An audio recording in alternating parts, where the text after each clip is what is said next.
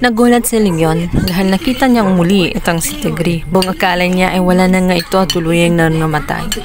Ngunit ikinagulat niya dahil muli ito nagpakita kay Bailey. Di na nagustuhan dahil natanggap na niya na wala na siya sa buhay ni Bailey.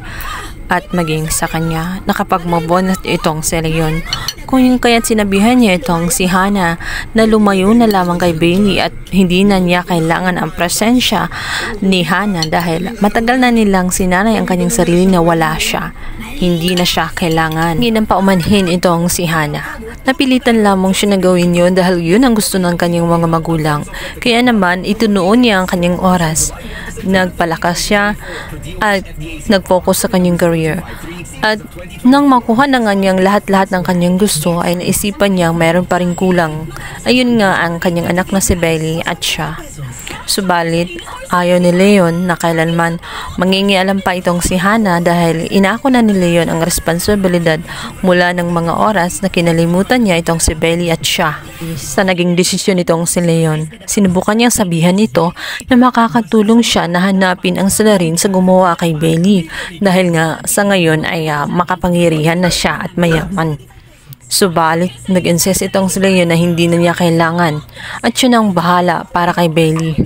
Ang hindi alam ni Hannah, kaya nakapag-desisyon si Leon na wag nang mangialam itong si Hannah sapagkat gusto na ni Leon ng panibagong buhay at nakaisip na siya na ang buhay ni Bailey ay tutuloy nila kasama nga itong si Christy na mapapangasawa niya. Na araw ay malungkot itong si Hannah. Kinausap niya itong si Kausa na subukang kausapin itong si Leon tungkol sa kanyang naging desisyon na wag na siyang mangialam dahil gusto lamang niyang magpakaina kay Bailey, gusto niyang bumawi. At dahil sa mga nangyayari, gusto din niya na magbayad ang sino mang may gawa sa salarin sa pagka-aksidente nitong si Bailey sapagkat hindi niya mapapatawad. At naniniwala si Hannah na mas madali niyang malalaman ang katotohanan. Gusto rin niya na ilagay itong si Bailey sa pinakamagaling na medical hospital para siguradong gagaling ito.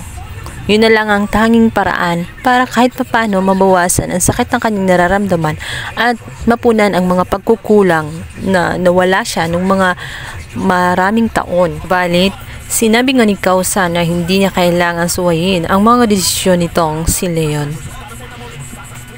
Ngunit, sabi naman nitong si Hannah na alang-alang na lang daw kay Bailey ay dapat gawin niya kung ano ang nararapat dahil malaki ang matutulong ni Hannah sa kanyang anak na si Bailey lalong-lalo na sa kalagayan ngayon. Sa kabilang banda, aksidente namang magkita itong si Christy at itong si Hannah. Dito nga ay kasagutan pang dalawa. Sa unang pagkikita pa lang nila, hindi sila magkasundo. Lalong-lalo na at naangasan nga itong si Christy sa kinikilos nitong si Hannah. Ngunit ang gusto lamang ni Hannah, dahil siya naman ang nakabangga, ay tumahimik siya. Subalit ang dami pang dada nitong si Christy. Kaya't hindi nagustuhan ni Hannah kundi umalis na lamang siya. Hindi naman sukat akalain ni Hannah na muli silang magkikita at magtatampo sila sa loob ng room nitong si Bailey.